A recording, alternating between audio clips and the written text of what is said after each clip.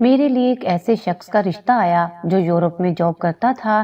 دل ہی دل میں بہت خوش تھی کیونکہ میرے خاندان میں کسی کزن کا بھی اتنا اچھا رشتہ نہیں آیا تھا۔ رشتہ طے کرنے سے پہلے ایک دن میری ماں نے مجھے اپنے پاس بٹھایا اور کہا، بیٹی، یہ جو باہر کے رشتے ہوتے ہیں نا، اس میں لڑکی صرف نام کی دلہن بنتی ہے۔ لڑکی کا شوہر شادی کے 2 ہفتے بعد ہی اسے چھوڑ کر چلا جاتا ہے اور اپنی باقی کی زندگی باہر گزار دیتا ہے۔ عورت کے ہاتھ میں پیسہ تو آتا ہے لیکن اسے اپنے ساتھ گھمانے والا شوہر اس کے پاس نہیں ہوتا۔ ہر مصیبت، ہر پریشانی اس کو اکیلے ہی جھیلنی پڑتی ہے۔ میں نے کہا، کیوں امی، کیا آپ لوگ میرے ساتھ نہیں ہوں گے؟ میری ماں نے کہا، ماں باپ تو ساری زندگی اولاد کے ساتھ ہوتے ہیں، اولاد کا ساتھ دیتے ہیں، لیکن جو شوہر کا ساتھ ہوتا ہے وہ ماں باپ کے ساتھ سے بہت زیادہ اوپر ہوتا ہے۔ میں تجھے اس لیے بتا رہی ہوں کیونکہ تو میری بڑی پیاری بیٹی ہے۔ کیا تو ایسے زندگی گزار لے گی؟ ماں کی باتیں سن کر تھوڑا سا پریشان ہو گئی تھی، لیکن مجھے پتا تھا کہ وہ ماں تھی اور ماں کے دل ایسے ہوتے ہیں، وہ اولاد کے لیے تھوڑا زیادہ ہی پریشان ہوتی ہے۔ پر میں بھی ان کو اپنا پوائنٹ سمجھانے بیٹھ گئی۔ میں نے کہا کہ ایسی زندگی گزارنے کے لیے تو عورتیں مری جاتی ہیں۔ یورپ میں شوہر ہوگا، کتنے پیسے بھیجے گا، کتنے تحفے بھیجے گا؟ میری ماں نے کہا کہ بیٹا، یہ پیسے، یہ تحفے شروع میں اچھے لگتے ہیں، پھر اس کے بعد انسان اکتا جاتا ہے۔ اور میں اس بات پر ہنسنے لگی۔ میں نے کہا، امی، کہ پیسوں اور تحفوں سے بھلا کون تنگ آ جائے گا؟ میری ماں جو مجھے سمجھانے کی کوشش کر رہی تھی وہ مجھے سمجھا نہیں سکی۔ میں نے اس رشتے کے لیے ہاں کر دی۔ میرے شوہر کا نام ظفر تھا، وہ بھی میری طرح جوان جہان خوبصورت تھا۔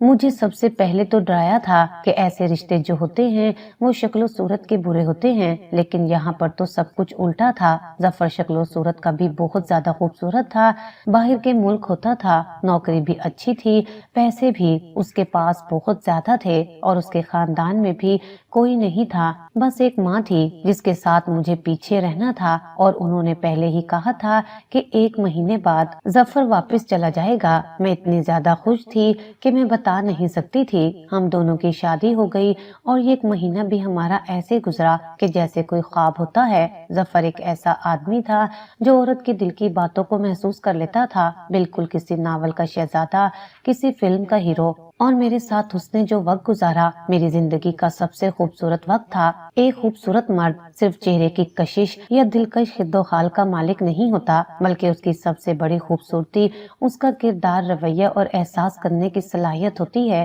وہ ایسا شخص ہوتا ہے جو عورت کے جذبات کو صرف سمجھتا ہی نہیں بلکہ انہیں محسوس بھی کرتا ہے۔ اس کی آنکھوں میں محبت کی روشنی ہوتی ہے، اس کے لبوں پر ہمیشہ عزت دینے والے الفاظ ہوتے ہیں، اور اس کے رویے میں ایسا خلوص ہوتا ہے جو کسی بھی عورت کے دل کو جیت لے۔ ایسا مرد جب محبت کرتا ہے تو اپنی عورت کو بے قدری کا احساس نہیں ہونے دیتا، وہ ہر لمحہ اسے اہمیت دیتا ہے، اس کی باتوں کو دھیان سے سنتا ہے اور اس کے خوابوں کی قدر کرتا ہے۔ وہ صرف بڑے الفاظ نہیں بولتا بلکہ اپنے عمل سے ثابت کرتا ہے کہ وہ ایک سچا، ذمہ دار اور وفادار ساتھی ہے۔ وہ عورت کی خاموشی میں چھپے درد کو بھی سمجھتا ہے اور اسے کہنے کی ضرورت نہیں پڑتی کہ وہ اداس ہے۔ وہ ایک ایسا محافظ ہوتا ہے جو عورت کو ہر دکھ، ہر تکلیف اور ہر پریشانی سے بچانے کی کوشش کرتا ہے۔ ایسا مرد اپنی شریک حیات کے ساتھ صرف ایک شوہر کے طور پر نہیں بلکہ ایک بہترین دوست، رازدار اور ساتھی کے طور پر کھڑا ہوتا ہے۔ وہ کبھی اپنی برتری ثابت کرنے کی کوشش نہیں کرتا بلکہ ہمیشہ یہ چاہتا ہے کہ اس کی بیوی بھی اتنی ہی خوش اور مکمل محسوس کرے جتنا وہ خود کرتا ہے۔ وہ صرف زندگی کے اچھے دنوں میں ساتھ نہیں ہوتا بلکہ مشکل وقت میں بھی سب سے پہلے اپنے ہاتھوں سے آنسو صاف کرنے والا شخص ہوتا ہے۔ یہی خوبصورتی اصل میں مرد کو دوسروں سے الگ کرتی ہے، اور یہی خوبی ایک عورت کے دل میں ہمیشہ کے لیے نقش ہو جاتی ہے۔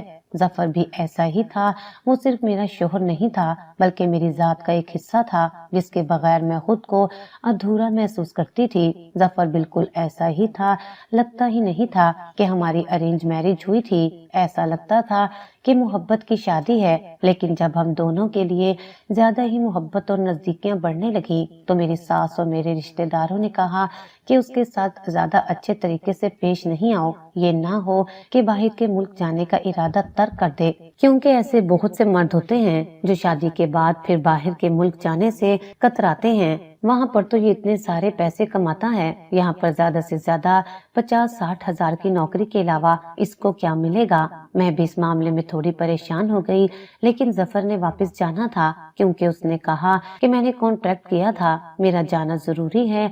जब वो गया तो बड़े भारी दिल से गया था, लेकिन मैंने उसे तसल्ली दी कि सब ठीक हो जाएगा। मुझे सबने यही समझाया कि जिन औरतों के शोहर बाहर के मुल्क काम करने के लिए जाते हैं उनको बड़ा मजबूत होना पड़ता है, तो वो अपने शोहर को बार बार फोन करके ये ना कहना कि तुम्हारी याद आ रही है। थोड़ी देर के लिए मैं भी परेशान हुई कि याद तो आएगी, और थोड़े अरसे तक याद आई भी, लेकिन जैसे ही पहली तारीख आई और मेरे शोहर ने अपनी कमाई भेजी तो याद आना तो जैसे बंद ही हो गया था। हाथों में पैसे आ गए, घर खर्च के पैसे अलग थे, मेरी सास के पैसे अलग थे, मेरे पैसे अलग थे, और इतने सारे पैसे थे कि बता नहीं सकती। मेरे शोहर ने तो ये भी कहा कि जितनी मर्जी शॉपिंग करो, मजे करो, आना जाना करो, दोस्तों के साथ वक्त गुजारो, अपने माँ बाप के घर जाओ, तुम्हें कोई रोक टोक नहीं है। जाहिर है मेरे पीछे तुमने ऐसे ही वक्त गुजारना है, वरना घर बैठकर क्या करोगी, वक्त नहीं गुजरेगा। मेरी सास भी बीमार थी,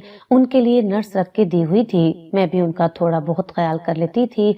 जिंदगी बड़ी अच्छी डगर पर लग गई थी। दोस्तों को कह दिया कि घूमने फिरने के लिए तैयार हो जाओ, मेरे पास बहुत वक्त है।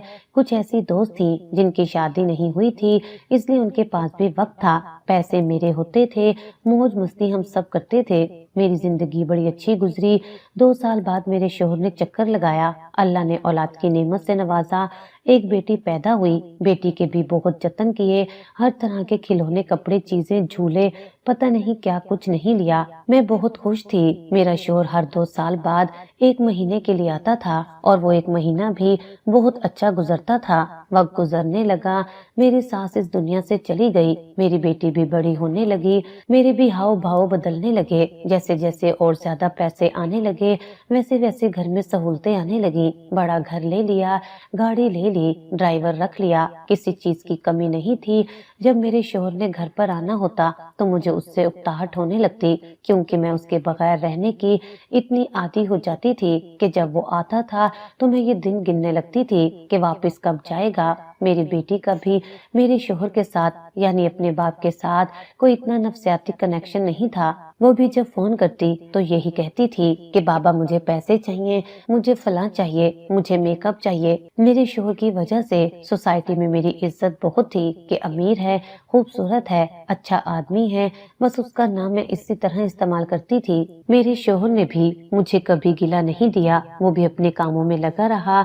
वक्त के साथ साथ मेरी बेटी जवान होने लगी। शोहर ने 2 साल में भी आना बंद कर दिया। वो 2-2.5 साल, 3-4 साल बाद एक चक्कर लगा लेता था। मेरी बेटी साइमा जवान हुई तो बहुत ही ज्यादा खूबसूरत बनी, वो भी अयाशी करती, उसके हाथ में भी पैसे होते थे, और क्या चाहिए था। उसने पार्टीज में जाना शुरू किया, उधर मैं भी पार्टीज में जाती, बोल्ड कपड़े पहनती, मेकअप करवाती, पार्लर से तैयार होती, हाथों पैरों की रगड़वाई करवाती रहती। हमारी जिंदगी बहुत अच्छी थी। फिर एक दिन शोहर ने कहा कि मैं वापस आ रहा हूँ। ये सुनकर तो जैसे दिल बैठ गया, क्योंकि वो हमेशा के लिए वापस आ रहा था। अब उसको ये तो नहीं कह सकते थे कि तुम वापस नहीं आओ, उसका अपना घर था, वो वापस तो आ गया, लेकिन अब उसने आते ही पाबंदियां लगाना शुरू कर दी। वो कहने लगा कि सुबह सुबह उठो, मेरे लिए वक्त पर नाश्ता बनाओ। सारी जिंदगी मैंने होटलों से नाश्ते खा खा कर गुजार दी, अब मैं तुम्हारे हाथ का नाश्ता खाना चाहता हूँ। उसे पाकिस्तानी खानों का बहुत शौक था। कभी कहता मेरे लिए पराठे बनाओ, मेरे लिए निहारी बनाओ, मेरे लिए हलीम बनाओ। अब पूरे 18 साल बाद वापस आया था। अब अपने पुराने रिश्तेदारों के घर जाना शुरू कर दिया, जो भी जिंदा थे उसके घर में मुझे लेकर गया। मेरी पुरानी फूफी, मेरी मामी और चाची, सबसे मिलना था उसको। बार बार अपने रिश्तेदारों की बातें करता रहता था। मैंने उससे कहा कि 18 साल हो गए हैं, तुम्हारे रिश्तेदार तो तुम्हें भूल गए होंगे, पर वो कहता था कि मेरे रिश्तेदार ही तो मेरे अपने रह गए हैं, वरना मेरा था ही कौन। एक माँ थी, वो भी इस दुनिया से चली गई। अपने जिन रिश्तेदारों के घर वो मुझे ले जाता था, फिर वो रिश्तेदार भी बाद में हमारे घर आते थे, आकर बैठ जाते, मुझे उनके लिए खाने तैयार करने पड़ते। एक नौकर तो सारे काम नहीं करता, मुझे भी साथ लगना पड़ता था। एक दिन रात को मेरी बेटी किसी पार्टी में जा रही थी तो मेरे शोहर ने देख लिया। ظفر نے کہا کہ تم کہاں جا رہی ہو بیٹا؟ وہ کہنے لگی کہ پارٹی میں جا رہی ہوں۔ تو ظفر نے کہا کہ پارٹی میں جا رہی ہوں، اس کا کیا مطلب؟ پارٹی میں کون جاتا ہے؟ ہمارے خاندان کی لڑکیاں رات کے ٹائم گھر سے باہر بھی نہیں نکلتی۔ تم کہہ رہی ہو میں پارٹی میں جا رہی ہوں، جاؤ اپنے کمرے میں۔ وہ فی الحال تو کچھ نہ بولی، اپنے کمرے میں چلی گئی، لیکن مجھے کہنے لگی کہ موم یہ کیا ہو رہا ہے؟ بابا نے آ کر تو ہماری زندگی کو برباد کر دیا ہے۔ آپ پتہ نہیں آخری دفعہ کب باہر نکلی تھی، اب مجھے بھی روک دیا، یہ تو مجھے کبھی بھی جانے نہیں دیں گے۔ میری ساری فرینڈز وہاں پر موج مستیاں کر رہی ہیں، میں یہاں کمرے میں بیٹھی ہوں۔ میں نے اپنی بیٹی کو سمجھایا کہ اب کیا کر سکتے ہیں۔ میری بیٹی نے کہا کہ بابا واپس کب جائیں گے؟ میں نے کہا کہ اب کبھی واپس نہیں جائیں گے، واپس جانے کے لیے نہیں آئے۔ اس بات پر اس کا بھی موڈ بن گیا۔ میرے شوہر نے میری تربیت پر انگلیاں اٹھانی شروع کر دی کہ تم نے بیٹی کو پردہ کرنا نہیں سکھایا، اسے حجاب پہننا نہیں سکھایا، یہ کیسے کپڑے پہنتی ہے، تم کیسے کپڑے پہنتی ہو، اتنے تنگ کپڑے کیوں پہنتی ہو، اپنی عمر دیکھو۔ اب اس نے مجھ سے سارے پیسے کا حساب بھی لینا شروع کر دیا کہ میں اتنے سال سے اتنے سارے پیسے اس لیے تھوڑی بھیج رہا تھا کہ تم نے کچھ بھی جوڑ جمع نہیں کیا، کم سے کم بیٹی کا جہیز تو بنا لیتی۔ میں نے کہا کہ کیسے جہیز بناتی، 2-4 سال میں سارے فیشن پرانے ہو جاتے ہیں، اس کو تو ہر چیز لیٹسٹ چاہیے۔ میرا شوہر کہنے لگا کہ لڑکیوں کو جہیز مل جائے یہی کافی ہوتا ہے، لیٹسٹ ماڈل کا کیا کرنا ہوتا ہے؟ ایسے بہت سے ماں باپ ہیں جو اپنی بیٹیوں کو جہیز نہیں دے پاتے اور وہ ساری زندگی تانے سنتے ہوئے گزار دیتی ہیں۔ تم نے اپنی بیٹی کو زندگی کا مقصد ہی نہیں سمجھایا، کچھ بتایا ہی نہیں، کچھ سکھایا ہی نہیں، تربیت ہی نہیں کی، کس طرح کی ماں ہو۔ ایک دن میرا ایک دوست مجھ سے ملنے کے لیے آ گیا جو پارٹی میں اکثر میرے ساتھ ہوتا تھا۔ میرے شوہر نے پہلے تو اس کے ساتھ بیٹھ کر چائے بھی پی لی، سلام دعا بھی کر لیا، بعد میں میرے پیچھے پڑ گیا تو یہ کس رشتے کس تاریخ کے تحت یہاں آیا تھا؟ عورت کا مرد کبھی بھی دوست نہیں ہوتا، یہ تم نے کیا نیا سلسلہ شروع کیا ہے مردوں سے دوستی کرنے کا؟ تمہارا کیا مقصد ہے؟ میں اپنے شوہر کی باتوں سے تنگ آ گئی تھی۔ 18 سال میں نے ایسی زندگی گزاری تھی کہ جیسے کسی بھی عورت کا خواب ہوتا ہے، اور اب یہ میرے سر پر سوار ہو گیا تھا۔ عورت کی زندگی کا سب سے بڑا سہارا اس کا شوہر ہوتا ہے، لیکن جب یہی شوہر پردیس چلا جاتا ہے تو عورت ایک طویل تنہائی کا سامنا کرتی ہے۔ شادی کے ابتدائی دنوں میں دونوں کے درمیان بے حد محبت، قربت اور ایک دوسرے کی ضرورت کا احساس ہوتا ہے، مگر وقت کے ساتھ جب شوہر دور رہنے لگتا ہے تو یہ فاصلے صرف جسمانی نہیں رہتے بلکہ جذباتی اور ذہنی طور پر بھی دوسروں کو ایک دوسرے سے الگ کر دیتے ہیں۔ عورت ایک ایسے سفر پر نکل پڑتی ہے جہاں وہ اپنی زندگی کی ہر خوشی اور ہر پریشانی کو اکیلے جھیلنے کی عادی ہو جاتی ہے۔ وہ اپنے معاملات خود سنبھالتی ہے، اپنے بچوں کی پرورش خود کرتی ہے اور ہر فیصلے میں خود کفیل ہو جاتی ہے۔ شوہر کے بغیر جینا، اس کے بغیر سونا جاگنا، ہر لمحے کی تنہائی کو برداشت کرنا آسان نہیں ہوتا، مگر گزرتے وقت کے ساتھ یہ سب اس کے لیے معمول بن جاتا ہے۔ وہ جذباتی طور پر مضبوط ہو جاتی ہے، اپنے اندر ایک دنیا بسا لیتی ہے جہاں شوہر کا نہ ہونا کوئی کمی نہیں بلکہ ایک حقیقت بن جاتی ہے۔ دوسری طرف شوہر بھی اپنی زندگی کے الگ مسائل میں مصروف ہو جاتا ہے۔ پردیس میں روزگار کی دوڑ، کام کی سختیاں اور وہاں کے ماحول میں ڈھلنے کی جدوجہد اسے آہستہ آہستہ بدل دیتی ہے۔ وہ واپس آ کر دیکھتا ہے کہ جس بیوی کو وہ چھوڑ کر گیا تھا وہ اب پہلے جیسی نہیں رہی، وہ ایک خود مختار عورت بن چکی ہوتی ہے جو شوہر کے بغیر جینے کی عادی ہو چکی ہوتی ہے۔ اب اسے نہ شوہر کی مداخلت پسند آتی ہے، نہ ہی اس کی ہر وقت کی موجودگی اچھی لگتی ہے۔ یہی وہ لمحہ ہوتا ہے جب دونوں ایک دوسرے سے تنگ آنا شروع کر دیتے ہیں۔ شوہر چاہتا ہے کہ بیوی پہلے کی طرح اس پر انحصار کرے، اس کی ہر بات مانے، اس کے ساتھ زیادہ وقت گزارے، لیکن بیوی کے لیے یہ سب دوبارہ اپنانا مشکل ہو جاتا ہے۔ وہ اس روٹین سے باہر نکل چکی ہوتی ہے جہاں ہر فیصلہ شوہر کی مرضی سے کیا جاتا تھا۔ اس کے اندر صبر کی وہ حد ختم ہو چکی ہوتی ہے جو برسوں کی تنہائی نے اس میں پیدا کی تھی۔ شوہر جب دیکھتا ہے کہ بیوی اب اس کی پرواہ نہیں کرتی، پہلے کی طرح ہر بات پر خوش نہیں ہوتی اور اپنی الگ دنیا میں مگن رہتی ہے، تو وہ خود کو غیر ضروری محسوس کرنے لگتا ہے۔ वो सिर्फ अपने हक जताने आया है। उसकी कुर्बानियों को सराहने की बजाय उसके बदले हुए रवैये पर इतराज कर रहा है। यूं ये रिश्ता जो बरसों की मोहब्बत, कुर्बानी और जिद्दोजहद के बाद भी कायम था, एक अजीब कश्मकश में फंस जाता है। वो दोनों साथ होते हैं मगर फिर भी एक दूसरे के लिए अजनबी बन चुके होते हैं। शोहर चाहता है कि सब कुछ वैसा ही हो जैसा पहले था और बीवी चाहती है कि शोहर उसे समझने की कोशिश करे, मगर दोनों के दरमियान जो सालों का खला आ चुका होता है वो आसानी से पुर नहीं हो पाता। यही वो लम्हा होता है जब दोनों को एहसास होता है कि दूरी सिर्फ जिस्मानी नहीं होती बल्कि बाज़ औक़ात वक्त और हालात भी इंसानों को एक दूसरे से इतना दूर कर देते हैं कि वापसी मुमकिन नहीं रहती। मैं भी इसी फैज में फंस कर रह गई थी। अब मुझे फैसला करना था। मैंने ये सब कुछ अपने एक दोस्त को बताया। उसने मुझे यही साइंस समझाई और कहा कि तुम अपने शोहर के साथ कभी खुश नहीं रह सकती क्योंकि तुम उसके साथ कभी रही ही नहीं हो। सारी जिंदगी तुमने अकेले गुजारी है। छोड़ दो अपने शोहर को, वैसे भी वो बूढ़ा हो गया है, वापस तो कभी नहीं जाएगा। वो तो अपनी सेविंग पर ही गुजारा करेगा, कोई छोटा मोटा कारोबार बना लेगा। ऐसे में तुम्हारे खर्चे कैसे उठाएगा? जब मैंने अपनी दोस्त को बताया कि मेरे हक महर में जो रकम थी वो पाकिस्तानी रुपीस में नहीं बल्कि पाउंड्स में लिखी गई थी तो वो हैरान रह गई। उसने कहा कि फिर ये तो लाखों रुपए बनते हैं। इतने पैसे अगर तुम्हें मिल जाएं तो फिर कहीं तो अपना कोई बिजनेस कर लेना, किसी बिजनेस में डाल देना। मैं अपनी उस दोस्त की बातों में आ गई और मैंने अपने शोहर से तलाक का मुतालबा कर दिया। हमारी शादी को तकरीबन 20 साल होने वाले थे। बेटी हमारी 18 साल से ऊपर की थी। सारी जिंदगी वो मुसाफरी काट कर आया था। अब मैंने उससे कहा था कि मुझे उससे तलाक चाहिए तो उसकी शक्ल देखने वाली थी, लेकिन वो भी गैरतमंद था। उसने भी मेरी बात मान ली और मुझे तलाक दे दी। ये लम्हा बहुत तकलीफ दे था। जफर की आंखों में हैरानी थी, जैसे वो इस जवाब की तवक्का नहीं कर रहा था। उसने हमेशा यही सोचा था कि वो मुझे एक अच्छी जिंदगी दे रहा है, माली तौर पर मजबूत बना रहा है और मेरे लिए हर वो आसाइश मुहैया कर रहा है जो एक औरत की ख्वाहिश हो सकती है। मगर वो ये नहीं समझ सका कि रिश्ता सिर्फ पैसों से नहीं चलता बल्कि जज्बात, वक्त और साथ से बनता है। मैंने उसकी तरफ देखा मगर उसकी आंखों में अब वो मोहब्बत नहीं थी जो कभी हुआ करती थी। शायद वो सोच रहा था कि उसकी बीवी जिसे वो सारी दुनिया की नेमतें देना चाहता था वही आज उससे जुदा होने की ख्वाहिश कर रही थी। मैंने उसे साफ लफ्जों में बता दिया कि मैं उसके साथ नहीं रहना चाहती, न इसलिए कि वो बुरा आदमी था, न इसलिए कि उसने मेरे साथ कोई ज्यादती की थी, बल्कि सिर्फ इसलिए कि वो मेरी जिंदगी में मौजूद होते हुए भी नहीं था। ये सालों की दूरी का नतीजा था।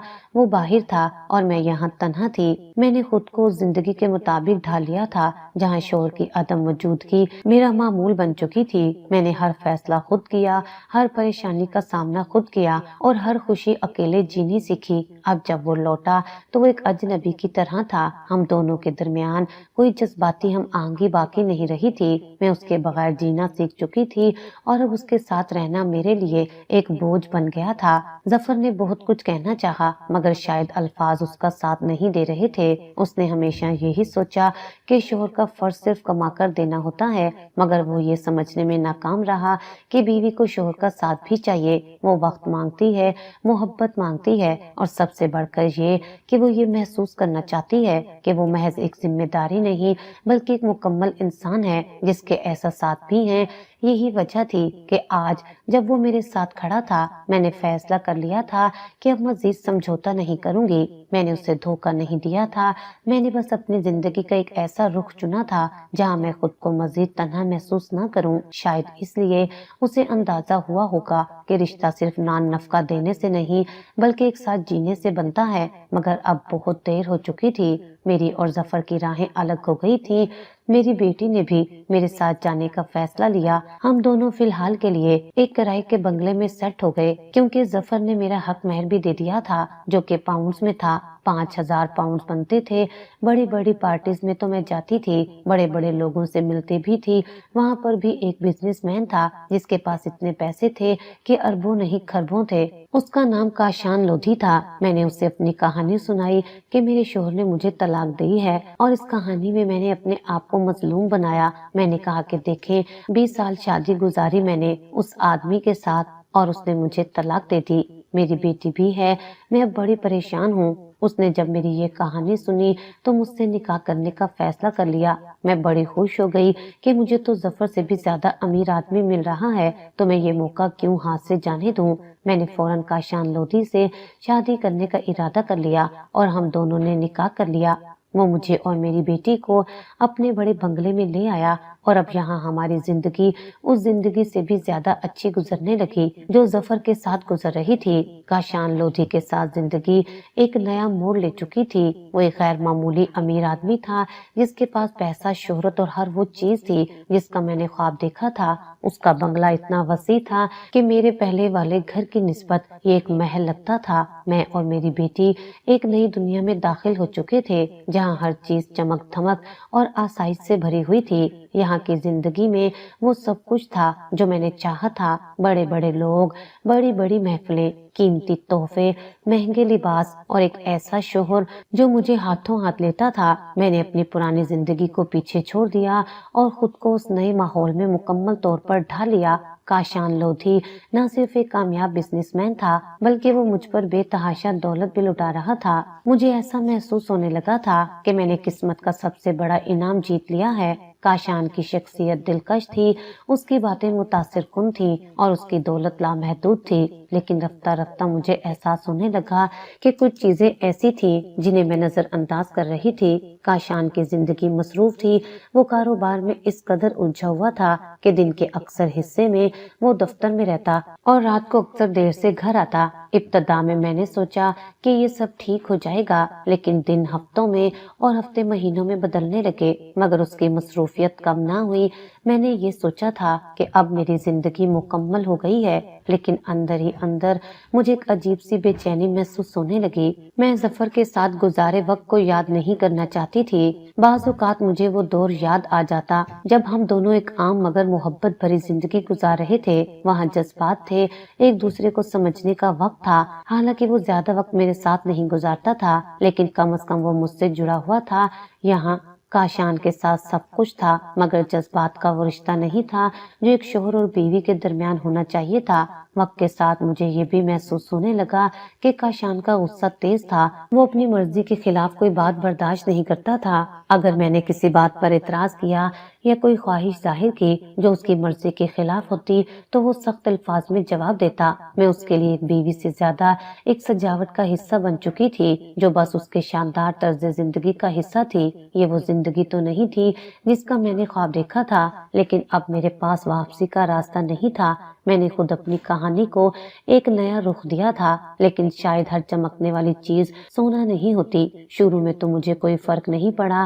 میں نے خود کو تسلی دی کہ پیسہ اور آسائشیں سب سے اہم ہیں۔ اگر کاشان کبھی کبھار غصہ کر لیتا ہے تو یہ کوئی بڑی بات نہیں۔ میں نے خود کو یہ یقین دلایا کہ ظفر بھی تو میری زندگی سے زیادہ دور تھا۔ کم از کم کاشان کے ساتھ میں ایک شاندار زندگی گزار رہی تھی، لیکن جیسے جیسے وقت گزرا میں نے محسوس کیا کہ کاشان کا غصہ ایک عادت بن چکا ہے۔ وہ چھوٹی چھوٹی باتوں پر بگڑ جاتا، کسی دن معمولی سی تاخیر پر برہم ہو جاتا، کسی دن کسی مہمان سے زیادہ بات کر لینے پر خفا ہو جاتا، اس کی آواز بلند ہو جاتی، وہ سخت الفاظ استعمال کرتا اور بعد میں ایسے پیش آتا جیسے کچھ ہوا ہی نہ ہو۔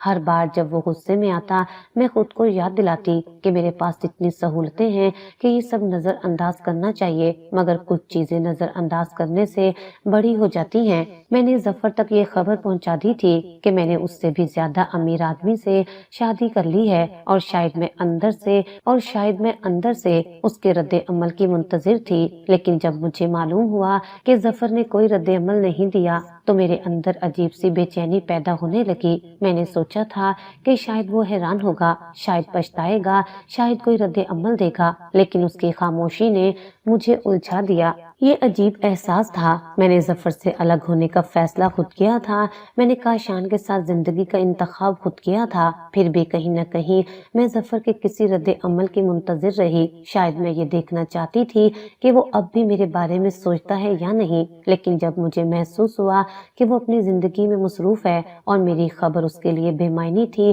تو میرے دل میں ایک خلا سا پیدا ہونے لگا۔ کاشان نے مجھے دنیا کی ہر آسائش دی، لیکن میں آہستہ آہستہ سمجھنے لگی کہ آسائشیں سکون کا تبادلہ نہیں ہو سکتی۔ محبت، عزت اور ایک دوسرے کی قدر، یہ سب چیزیں پیسے سے نہیں خریدی جا سکتی۔ میں نے کاشان کو سمجھنے کی کوشش کی، اس کے غصے کو برداشت کیا، اس کی باتوں کو نظر انداز کیا، لیکن ایک وقت ایسا آیا جب میں نے محسوس کیا کہ میں ایک پنجرے میں بند ہو چکی ہوں، ایک سنہری پنجرا جس میں سب کچھ تھا، بس ایک آزادی اور خوشی نہیں تھی۔ اب میں سوچنے لگی تھی کہ آیا میں نے واقعی اپنی زندگی کا صحیح فیصلہ کیا تھا یا نہیں؟ کیا واقعی پیسہ سب کچھ تھا یا پھر رشتے میں موجود جذباتی ہم آہنگی زیادہ اہم تھی؟ میرے دل میں سوالات اٹھنے لگے، مگر ان سوالات کا جواب شاید میرے پاس نہیں تھا، یا شاید میں انہیں تسلیم کرنا نہیں چاہتی تھی۔ ایک دن میری بیٹی سائمہ میرے پاس آئی اور مجھے دیکھ کر تھوڑی پریشان اور ڈری ہوئی لگ رہی تھی۔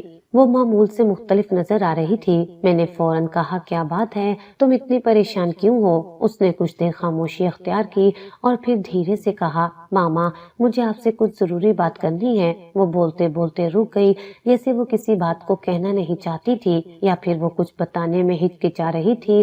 میں نے اس سے کہا، سائمہ تم کیا کہنا چاہتی ہو؟ کیا ہے بولو، مجھے بتاؤ۔ سائمہ نے گہری سانس لی اور پھر کہا، کچھ نہیں ماما، لیکن میں سمجھ گئی تھی کہ کچھ ہے جو وہ مجھ سے چھپانے کی کوشش کر رہی تھی۔ پھر تھوڑی دیر بعد کاشان آیا۔ آج پہلی تاریخ تھی اور وہ ہمیشہ کی طرح ہمیں اچھے طریقے سے خوش رکھنے کی کوشش کر رہا تھا۔ وہ جانتا تھا کہ جب وہ خوش ہوتا ہے تو ہماری زندگی بھی خوشگوار ہو جاتی ہے۔ اس نے ہمیں خرچہ دینے کے لیے چیک دیا، 5 لاکھ کا چیک میرے ہاتھ میں رکھا اور 10 لاکھ کا چیک سائمہ کے ہاتھ میں پکڑایا۔ وہ ہنس کر بولا، لو مزے کرو، آج کا دن تمہارا ہے، کچھ اور چاہیے؟ کاشان کا موڈ آج بہت اچھا تھا، اور جب وہ خوش ہوتا تھا تو دنیا کی ساری چیزیں ہمارے قدموں میں ہوتی تھی۔ وہ ہر چھوٹی بڑی خواہش پوری کرتا اور ہم دونوں اس کے ساتھ خوش رہتے تھے۔ میں نے اس سے کہا، مجھے ایک نئی گاڑی بھی چاہیے، تو کیا تم مجھے ایک دلا سکتے ہو؟ اس پر کاشان نے جواب دیا، ارے ایک تو کیا، 2 گاڑیاں دلا دوں گا، ایک تمہیں اور ایک سائمہ کو۔ سائمہ کا موڈ پہلے تھوڑا خراب تھا، لیکن گاڑی کی بات سن کر وہ بھی خوش ہو گئی۔ اس کا چہرہ خوشی سے چمک اٹھا۔ کاشان کے ساتھ جب وہ خوش ہوتا تھا تو ہم سب کچھ بھول کر اس کے ساتھ خوش ہو جاتے تھے۔ اس نے جو کچھ بھی کہا وہ ہمیشہ ہم دونوں کے لیے تھا، اور یہ حقیقت بھی تھی کہ جب وہ خوش ہوتا تو ساری دنیا ہمیں نظر آتی تھی اور ہم اپنے آپ کو خوش قسمت سمجھتے تھے۔ لیکن میں جانتی تھی کہ سائمہ کچھ کہنا چاہتی تھی، لیکن شاید وہ ڈر رہی تھی کہ کہیں اس کی باتیں کاشان کے مزاج پر اثر نہ ڈالیں۔ وہ ہمیشہ اپنی ماں کی طرح چپ رہتی تھی جب تک کہ کچھ ایسا نہ ہو جو اسے بہت زیادہ تنگ کرے۔ اس دن کاشان کے موڈ کے اچھے ہونے کے باوجود سائمہ مجھ سے کچھ کہنا چاہتی تھی، لیکن وہ خاموش رہی۔ میں نے پھر بھی یہ محسوس کیا کہ اس کی نظریں کچھ کہہ رہی تھی، جیسے وہ کچھ کہنا چاہتی تھی جو وہ نہیں کہہ پائی۔ ایک دن مجھے میرے پرانے شوہر ظفر کی ایک رشتہ دار مل گئی۔ وہ باتوں باتوں میں مجھ سے خبریں لینے لگی، جیسے وہ میری زندگی کی ہر چھوٹی سے چھوٹی بات جاننا چاہتی تھی۔ اس نے مجھ سے کہا، تم نے دوسری شادی کر لی اور اپنی جوان بیٹی کو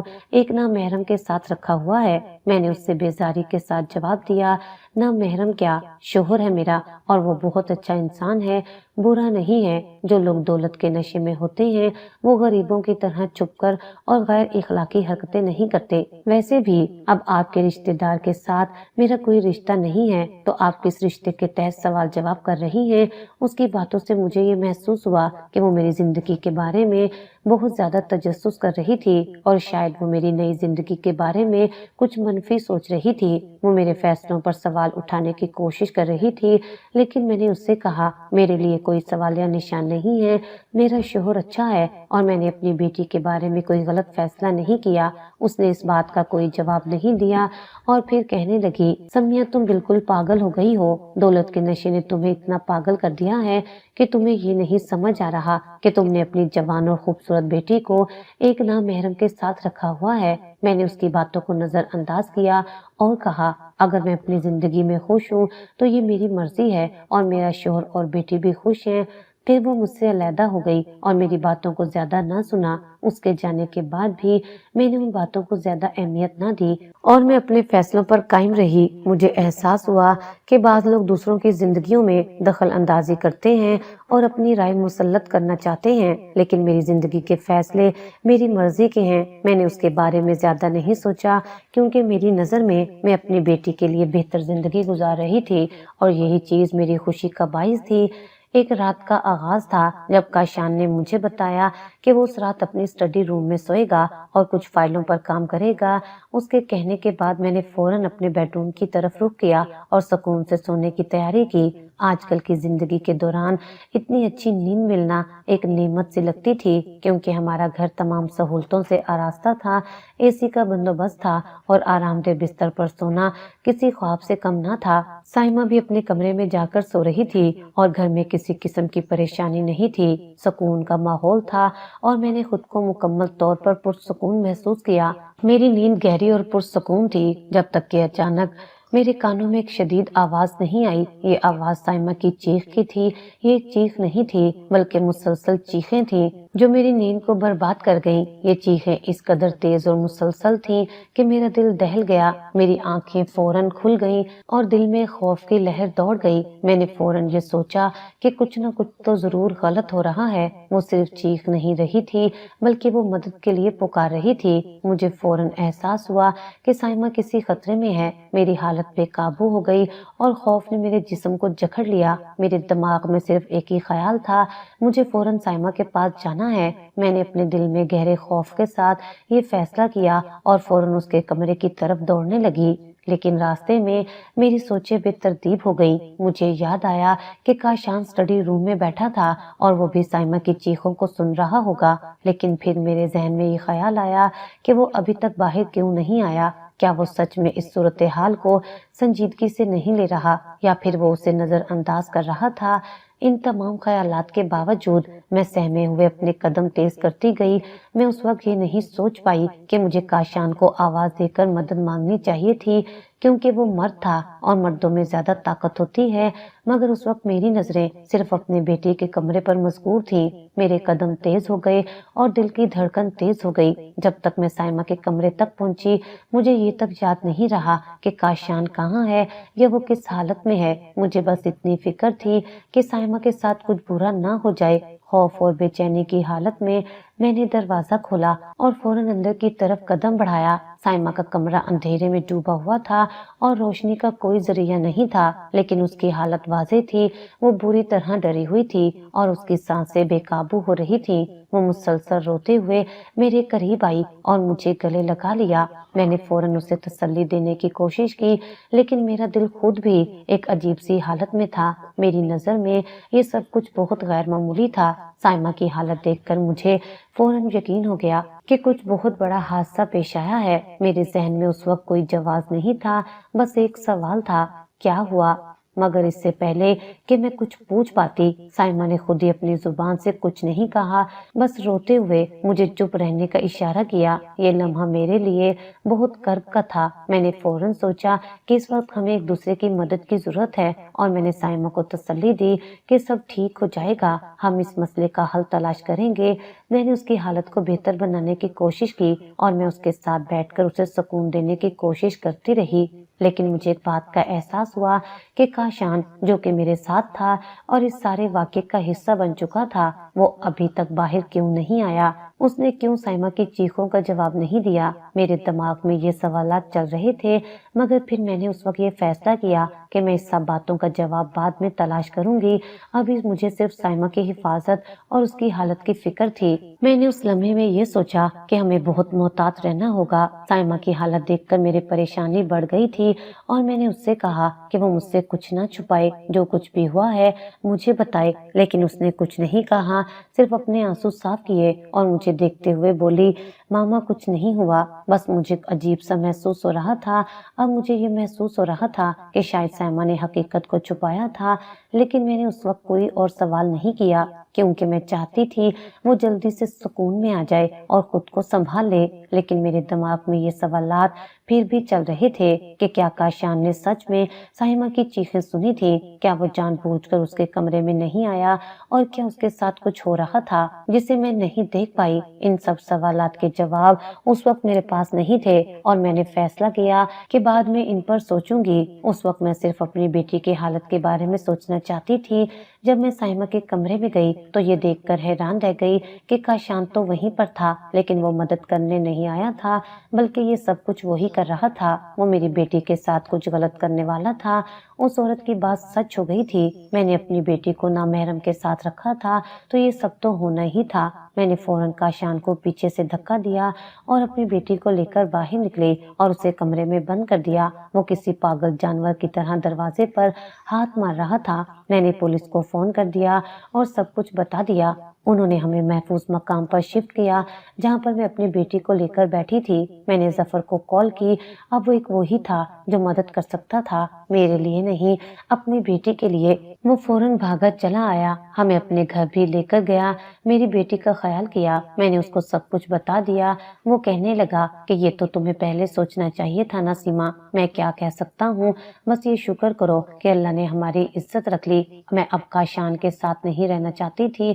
उसकी तमाम तर मोहब्बत और खुशियों के झूठे दावे अब मेरे लिए बेमायनी हो गए थे। वो सिर्फ एक शख्स था जिसने मेरी जिंदगी को महज अपनी ख्वाहिशात और कमजोरियों की वजह से बर्बाद किया था। वो मेरी बेटी साइमा के लिए एक नामहरम था और उसने हमें इस बेवफाई के बदले में पैसों से लालच दी थी। उसकी नीयत पहले ही बुरी थी और जब उसे एहसास हुआ कि मैंने उसके तमाम लक्षण समझ लिए हैं तो वो हमें पैसों का लालच देने के बावजूद सच में हमारे साथ नहीं था। यही वजह थी कि मैंने उससे खुला का केस कर दिया। वो मेरे सामने शिकस्त खा गया। उसकी सारी हकीकत एक झूठ की तरह बेनकाब हो गई थी और मैंने फैसला किया कि अब मैं उसके साथ नहीं रहना चाहती। खुला होने के बाद मेरी जिंदगी एक नई सिमत अख्तियार कर चुकी थी। हम दोनों यानी मैं और साइमा एक छोटे से किराए के घर में रहने लगे थे क्योंकि पैसे की कमी ने हमें शदीद परेशानी में डाल दिया था। मेरे पास कोई रास्ता नहीं था जो कभी मेरे लिए इतने पैसों की बारिश करता था, अब हमें पैसे देने से भी इनकार कर चुका था। ये बात मुझे बुरी तरह से तकलीफ दे रही थी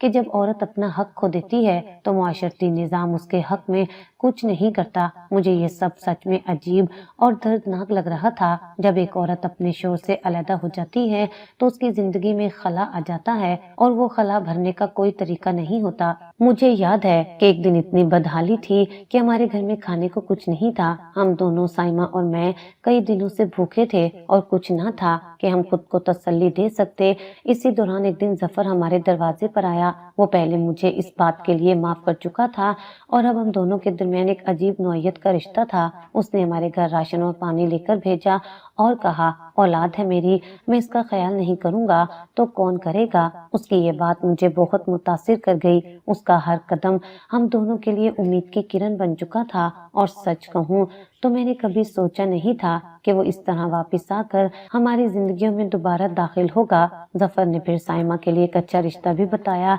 साइमा की उम्र उस वक्त शादी के लिए मुनासिब हो चुकी थी और हमने उसके लिए एक रिश्ता मुंतखब कर लिया। वो जल्दी शादी के बाद अपने नए घर में बस गई और मैं जो पहले एक खुशहाल जिंदगी गुजार रही थी बिल्कुल अकेली रह गई थी। साइमा के बाद घर में खामोशी छा गई थी और मुझे ऐसा लगने लगा जैसे मेरी जिंदगी का एक बड़ा हिस्सा खत्म हो चुका हो। एक दिन जफर ने मुझे फिर से एक पेशकश की। उसने मुझसे कहा, मुझसे दोबारा शादी कर लो, मैं तुम्हारे बगैर नहीं रह सकता। उसकी बातों में इतनी सच्चाई थी और उसकी आंखों में वो मोहब्बत और वफादारी थी जो मैंने कभी उसमें नहीं देखी थी। जब हम एक दूसरे से अलहदगी अख्तियार की थी उसके बाद मेरे दिल में बहुत से सवालात थे और शायद कुछ गुस्सा भी था, लेकिन इस वक्त उसके अल्फाज ने मुझे रोने पर मजबूर कर दिया। जफर ने कहा कि जब मेरी शादी काशान से हुई थी और हम अलग हो गए थे तो वो चाहता था कि हम दोबारा एक दूसरे का साथ दें। उसने मुझे वो मौका दिया जिसका मैंने कभी ख्वाब नहीं देखा था। उसके पेशकश को मैंने अपनी खुशकिस्मती समझा और मैंने फौरन हाँ कह दिया। ये फैसला मेरे लिए एक नया आगाज था। मैंने कसम खा ली कि अब मैं अपनी सारी जिंदगी जफर की खिदमत में गुजारूंगी। वो शख्स था जिसने मुझे दूसरी जिंदगी का मौका दिया था। उसका दिल वाकई साफ था और वो ऐसा इंसान था जिसने अपनी जिंदगी में इतनी तकलीफ झेल कर इतने बरसों बाद मेरी जिंदगी में वापस आकर मुझे दोबारा माफ किया था। मैंने कभी नहीं सोचा था कि वो मुझे इस तरह माफ करेगा और हमें एक दूसरे का साथ देगा। اس کے اس قدم نے مجھے یہ سکھایا کہ زندگی میں انسان جب دوسروں کی مدد کرتا ہے تو وہ خود بھی ایک دن خوش ہو جاتا ہے۔ اب جب میں نے دوبارہ ظفر کے ساتھ زندگی گزارنے کا فیصلہ کیا تھا تو میں نے اپنے آپ سے وعدہ کیا تھا کہ میں ساری زندگی اس کا ساتھ دوں گی، کیونکہ اس نے میری زندگی کو پھر سے بہتر بنایا۔ اگر میں اس کی جگہ ہوتی تو شاید کبھی بھی معاف نہ کر پاتی، مگر وہ واقعی ایک اچھا انسان تھا اور میں اس کی شکر گزار تھی۔ اس کی محبت اور وفاداری نے میرے دل کو سکون بخشا اور اس کے بعد میری زندگی میں دوبارہ امید کا رنگ آیا۔ زندگی کسی کو دوسرا موقع نہیں دیتی اور اگر وہ موقع مل جائے تو وہ واقعی قیمتی تحفہ ہوتا ہے۔ میں نے ہمیشہ یہ سنا تھا کہ زندگی میں جب تک ایک بار آپ سے کچھ غلط نہیں ہوتا تب تک آپ کو اپنی حقیقت کا اندازہ نہیں ہوتا، لیکن جب وہ وقت آیا جب میری زندگی کا دھارا بدلا تو میں نے اس موقع کو اپنے طور پر صحیح طور پر سمجھا۔ مجھے زندگی نے دوسرا موقع دیا، میں نے اس کو اپنی تقدیر کے طور پر قبول کیا۔ یہ صرف میری محنت اور قسمت کا نتیجہ نہیں تھا، بلکہ اس کے پیچھے ان لوگوں کی دعائیں بھی تھیں جنہوں نے میری تکالیف کو سمجھا، مجھے حوصلہ دیا اور میری زندگی کے سنگین لمحات میں میرا ساتھ دیا۔ کسی کے لیے دعائیں کرنا، اس کی زندگی میں روشنی ڈالنا، وہ ایک بہت بڑی چیز ہے۔ شاید یہی وجہ تھی کہ جب میں نے اپنے فیصلے کیے تو مجھے دوسرے لوگوں کے لیے اچھا کرنے کی طاقت ملی۔ یہی زندگی کا سچ ہے کہ انسان کو آپ کے ساتھ ساتھ دوسرے لوگوں کا بھی خیال رکھنا چاہیے۔ انسان ایک اجتماعی مخلوق ہے اور اس کی کامیابی صرف اور صرف اس کی ذاتی محنت پر منحصر نہیں ہوتی، بلکہ اس کے تعلقات اور دوسروں کے معاملات پر بھی انحصار کرتی ہے۔ ہر انسان کے ساتھ تعلقات بنانے اور ان کی عزت کرنا، اس میں بڑی گہری حقیقت پوشیدہ ہے۔ جب میں نے اس دوسرے موقع کو اپنی زندگی میں سمجھا تو میں نے اپنی زندگی کے وہ حصے بھی یاد کیے جب میں نے اپنی غلطیوں سے سبق سیکھا تھا۔ جب تک آپ دوسروں کی دل آزاری نہیں کرتے اور ان کے جذبات کا خیال رکھتے ہیں، زندگی میں کامیابی کا امکان بڑھتا ہے۔ اس دوسرے موقع کا فائدہ اٹھانے کے بعد میں نے ہمیشہ کوشش کی کہ میں اپنے آپ کو بہتر انسان بنا سکوں اور اپنے ارد گرد کے لوگوں کے لیے ایک اچھا انسان ثابت ہوں۔ انسان کو کبھی بھی اپنی تقدیر پر رونا نہیں چاہیے، بلکہ اس کو سمجھنا چاہیے کہ جب زندگی میں مشکل وقت آتا ہے تو وہ اسے سنوارنے کا وقت ہوتا ہے۔ اپنے ماضی کو پیچھے چھوڑ کر مستقبل کی طرف دیکھنا ایک نیا آغاز کرنے کا موقع ہوتا ہے۔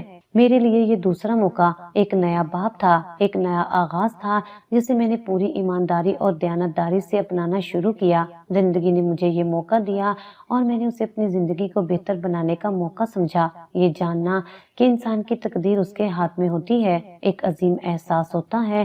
اب میں سمجھتی ہوں کہ زندگی کا مقصد صرف اور صرف خوشی حاصل کرنا نہیں ہوتا، بلکہ دوسرے لوگوں کی خوشیوں میں شامل ہونا اور ان کے ساتھ اچھے تعلقات بنانا بھی اہم ہے۔ زندگی کا یہ سبق ہمیں سکھاتا ہے کہ دوسروں کے لیے بھی بہتر بننا ضروری ہے تاکہ ہم خود اپنی زندگی کو بہتر بنا سکیں۔